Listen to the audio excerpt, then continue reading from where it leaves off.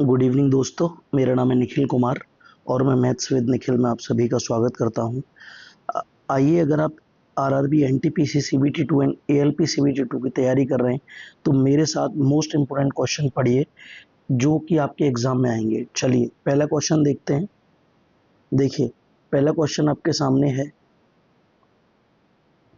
यदि एक वृत्त का व्यास 16 मीटर है तब वृत्त का क्षेत्रफल कितना है। यानी कि अगर वृत्त का व्यास यानी कि अगर 2r की वैल्यू 16 है तो r की वैल्यू यहाँ से आ जाएगी कितनी, 8। और वृत्त का क्षेत्रफल पूछा है यानी कि तो पाई और 8 का स्क्वायर, तो ये आ जाएगा आपका 64 पाई। 64 pi is the right answer, option number 4। दूसरा क्वेश्चन देखिए। दूसरा क्वेश्चन आपके सामने है। संख्या ए संख्या बी से 8 गुना बड़ी है, संख्या बी संख्या ए से कितने प्रतिशत छोटी है। देखिए, संख्या ए जो है वो बी से 8 गुना बड़ी है, ठीक है। तो कह रहा है कि जो बी है वो ए से कितनी छोटी है, तो इससे कितनी छोटी है, -7 गुणा 8 ना डिवाइड बाई 8 गुणा 100 प्रतिशत में पूछा है। तो ये 7/8 गुणा 100 ये कितना प्रतिशत होता है, ये होता है 87.5%। यानी option number A is the right answer. अगला क्वेश्चन देखिए। ये कह रहा है दो घनों की प्रत्येक भुजा की दो घनों की प्रत्येक भुजा की लंबाई 8 है। दो घन हैं जिनकी प्रत्येक की भुजा 8 है। इन दोनों घनों को जोड़कर एक घनाभ बनाया जाता है। घनाभ का संपूर्ण पृष्ठीय क्षेत्रफल कितना है। ये दो घन थे, ठीक है, इनको जोड़ के घनाभ बना लिया। इनकी भुजा 8-8 थी। तो देखिए, अब घनाभ की जो लंबाई होगी वो 8 और 8 ये पूरी होगी यानी कि 16 होगी। घनाभ की जो चौड़ाई होगी वो 8 ही होगी, ठीक है। और घनाभ की जो ऊंचाई होगी वो भी 8 होगी। अब संपूर्ण पृष्ठ पूछा है तो संपूर्ण पृष्ठ का क्षेत्र फॉर्मूला होता है 2 कोष्टक L B plus B H plus H L, ठीक है। अब इसमें आप वैल्यू पुट कीजिए तो 2 बाहर, और देखिए यानी कि 16 गुणा 8 प्लस 8 गुणा 8 प्लस 8 गुणा 16, 2 बाहर, 16 अट्ठे 128 प्लस 8 अट्ठू 64 प्लस 16 अट्ठे 128, 128 128 256, 256 और 64 320, यानी कि 2 गुणा 320 बराबर आंसर आ जाएगा 640। Option number 2 is the right answer. अगला क्वेश्चन देखिए। के का मान इस प्रकार ज्ञात कीजिए कि एक 7 अंकीय संख्या 51032 के 12 से विभाजित है। 51032 के कैसे विभाजित है, 12 से विभाजित है। अब 12 की विभाजकता चेक करने के लिए आपको एक चीज पता है कि या 3 और 4 से चेक करनी पड़ेगी। और 4 की विशेषता क्या है, 4 की विशेषता है कि आखिरी जो दो डिजिट होनी चाहिए वो 4 से डिवाइड होनी चाहिए, ठीक है। तो देखिए, हम ऑप्शन पे आते हैं और एक बार मैंने के की जगह रखा कितना, 6, एक बार के की जगह रखा 4, एक बार रखा 8, ठीक है, एक बार रखा 8 और एक बार रखा 2। तो एक बात आपको पता है कि ये 4 से डिवाइड नहीं होगा, ये 4 से डिवाइड नहीं होगा। अब इन दोनों में चेक करना है। तो एक बार मैंने क्या किया, 51032 और मैंने रख लिया 44। अब 3 से चेक करने के लिए क्या करते हैं, पूरे का योग 3 से डिवाइड होना चाहिए। तो 5 और 1 6, ठीक है, 4 और 2 6, 7, 4 और 3 7, ये नहीं है, एक ही ऑप्शन है 88, ठीक है। यानी कि option number 3 is the right answer. अब एक बार चेक कर लीजिए, 03288, देखिए चेक कीजिए, डिवाइड डिवाइड, 2 और 8 10 और 8 18, डिवाइड, ठीक है। अब अगला क्वेश्चन देखिए। अगला क्वेश्चन कह रहा है आपके सामने कि गेहूं के मूल्य में 20% की कमी एक गृहिणी को 1200 रुपये में 4 किलोग्राम अधिक प्राप्त करने में सक्षम बनाती है। प्रति किलोग्राम घटा हुआ मूल्य रुपए में कितना है? तो देखिए, एक चीज पहले देख लीजिए कि प्राइस जो होता है वो कंजप्शन का उल्टा होता है। अगर प्राइस का रेशियो ए रेशियो बी है तो जो कंजप्शन का रेशियो होगा वो बी रेशियो ए होगा, ठीक है। अब देखिए आप, यानी कि कितना घट जाता है प्राइस? 20%। कितना? 20%, यानी कि 5 से घट कर 4 हो जाता है। तो कंजप्शन कितना होगा? ये होगा 4:5 होगा, ठीक है जी। ओके, अब घटा कितना है? घटा कितना है? एक घटा है रेशियो में, और एक की वैल्यू कितनी दे रहा है? 4। तो इसमें गुणा करूंगा तो ये 20 आ जाएगा, इसमें 4 का गुणा करूंगा तो ये 16 आ जाएगा, ठीक है। अब ये क्या है? ये पहले है, यानी कि ओल्ड, और ये नया है, न्यू, ठीक है। तो उसने देखो न्यू ही पूछा है, घटा हुआ मूल्य, यानी कि 1200 रुपये डिवाइड बाई 20, 0 से 0 और 2 से 120, 60 बार, यानी option number 2 is the right answer. अगला क्वेश्चन देखिए।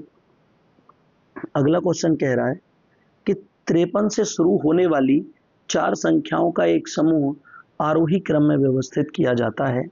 यदि माध्यक, जो माध्य है, वो 56 है तो निम्नलिखित में से कौन सा संभवत समस्याओं का वह समूह हो सकता है?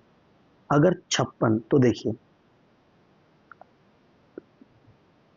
4 संख्याओं का समूह है जो आरोही क्रम में है, तो 53, देखिए 53, 56, 65 आरोही क्रम में, तो आई थिंक ये सब हैं, ठीक है। लेकिन जिसका माध्यक 56 होगा तो 53, 53 से अगला होना चाहिए 55, 55 से अगला होना चाहिए 57, और 57 से अगला 59। अब इनका जो माध्यक है वो 56 है, ठीक है ना। क्योंकि देखो ये दोनों कितने हुए? 112, ये दोनों 112, यानी कि 224 डिवाइड बाई 4, और आ गया माध्यक 56। Option number 3 is the right answer. अगला क्वेश्चन देखिए। एक गोले का पृष्ठीय क्षेत्रफल 38.5 सेंटीमीटर स्क्वायर है। गोले की त्रिज्या बताइए। पृष्ठीय क्षेत्रफल का फॉर्मूला 4πr², और इसकी वैल्यू दी है 38.5। 4 गुणा 22/7 गुणा r²। 38.5 को लिख सकता हूँ 77/2, ठीक है। अब देखिए 11 से 2 बार, 11 से 7 बार, ठीक है। अब ये क्या आ जाएगा? ये r² बराबर आएगा आपका, कितना आएगा? ये आएगा 7 गुणा 7 डिवाइड बाई 8 गुणा 2 बराबर 49/16। तो r की वैल्यू कितनी आ जाएगी? अंडर रूट, यहाँ 7, यहाँ 4, ठीक है। अब r निकालना है आपको, तो 4 एकम 4, अब 3/4 मतलब 75, यानी कि 1.75 is the right answer, option number 2। अगला क्वेश्चन देखिए। इसको देखने से पहले एक चीज देखिए, sec theta minus tan theta बराबर अगर पी है तो sec theta plus tan theta बराबर होता है 1/p, ठीक है। अब देखिए सवाल को आप, इसमें कह रहा है sec theta minus tan theta बराबर 2/5, 2.5 है, तो इसको मैं 2/5 लिख लेता हूँ, ठीक है। अब यहाँ से मैंने अपनी तरफ से इसमें लिख दिया प्लस वाला कंपोनेंट। अब इसका 1/p, यानी कि आप अगर p की वैल्यू 5/2 है और इसको 1/p करोगे तो ये आ जाएगा, ये आ जाएगा 2/5, यानी उल्टा हो जाएगा इसका, जस्ट 2 सॉरी यार, बार बार वही लिख देता हूँ मैं, 2/5। अब क्या करना है आपको? अब आपको कुछ नहीं करना, आप इसे जोड़ दो। जब जोड़ोगे तो ये कट जाएगा, तो यहाँ से आ जाएगा 2 sec थीटा बराबर 5/2 प्लस 2/5। अब आगे करोगे तो आ जाएगा 2 sec थीटा बराबर 29/10। ठीक है, तो sec थीटा बराबर आ जाएगा 29/20। अब 20 से कम 20, 9 बचे, 0 बढ़ा ली, 20 चौक 80, 10 बचे, 0 बढ़ा ली, 20 पंजे 100, यानी sec थीटा की जो वैल्यू आई वो आ गई 1.45। Option number 3 is the right answer. अगला क्वेश्चन, कह रहा है 3x square Y Z 5x Y square Z और 12x square Y square Z square, ठीक है, का क्या बताना है? अच्छे से लिख दो यार, आपको बिल्कुल कंफ्यूजन नहीं होना चाहिए। बस जेड स्क्वायर वाई स्क्वायर भी है, इसका HCF बताना है, हाईएस्ट कॉमन फैक्टर। तो देखो इन तीनों में क्या कॉमन है, HCF निकालना है तीनों का, तो क्या कॉमन है? देखो 3 तो कॉमन है नहीं, हटाओ, x कॉमन है और x की हाईएस्ट पावर क्या है? एक ही है, ठीक है। y कॉमन है, y की हाईएस्ट पावर y है, z कॉमन है और z की हाईएस्ट पावर j है, z है। इसका मतलब क्या हुआ कि आपका जो HCF है वो XYZ है, ठीक है। 70 के 45% और 110 के 35% का औसत ज्ञात कीजिए। 70 के 45% प्लस 110 के 35% का औसत ज्ञात कीजिए, ठीक है। 0 से 0, 0 से 0, 5 से 7 बार, 5 से 2 बार, 5 से 9 बार, 5 से 2 बार, इसका मतलब 9 7 63/2 प्लस 7 11 सत्ते 77/2 अपॉन 2। 63 और 77 कितने होते हैं? 80। 140 डिवाइड बाई 2/2 और ये आ गए यहाँ से 70 और 70/2 बराबर 35। 35 is the right answer, option number 2।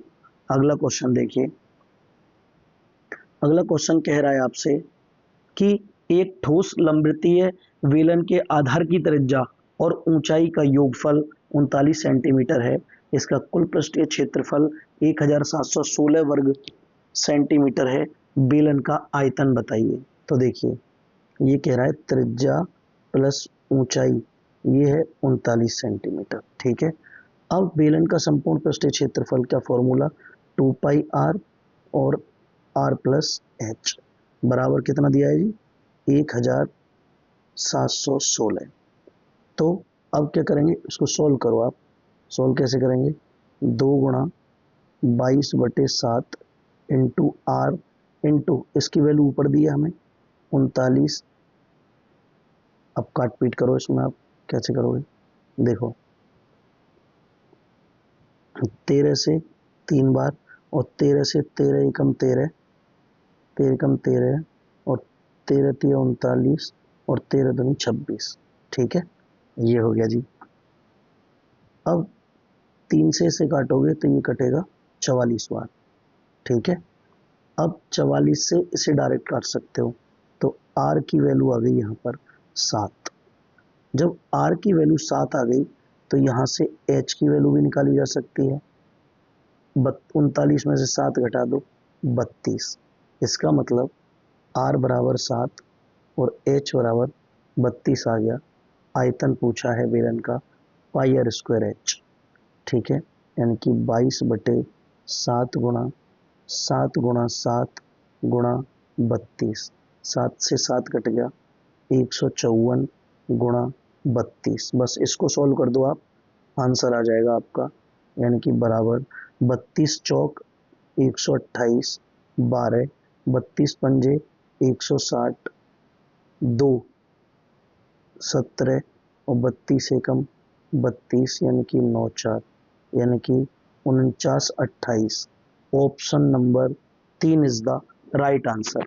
अगला क्वेश्चन देखिए। अगला क्वेश्चन कह रहा है ब्याज की गणना एक निश्चित दर पर वार्षिक चक्रवृद्धि ब्याज आधार पर करने पर 1250 की धनराशि पर 2 वर्ष में प्राप्त चक्रवृद्धि ब्याज 102 रुपये होता है। वार्षिक दर ज्ञात कीजिए। आपको क्या करना है, आप पेड़ बना लीजिए। पहला साल और ये दूसरा साल। टोटल पैसा कितना है जी, 1250 रुपये। पहला साल 50, दूसरा साल 50 और यहाँ पर आ जाएगा 2। ठीक है, तो अब आपको ब्याज निकालना है। तो जब इसमें यहाँ 1/x रखते हैं तब ये आता है। तो ब्याज निकालना है तो ब्याज 1 साल का अपॉन 1250 गुणा 100। ठीक है, अब काटो इसको, 0 से 0 2 बार और 25 से 4, 25 से 5 बार, 4 बार नहीं आएगा, 25 से 5 बार और 5 से ये 2 बार और 2 दूनी 4% आपका राइट आंसर है ऑप्शन नंबर 3। ठीक है, अगला क्वेश्चन देखिए। सिंप्लीफिकेशन का क्वेश्चन है ये, सिंप्लीफिकेशन करना है।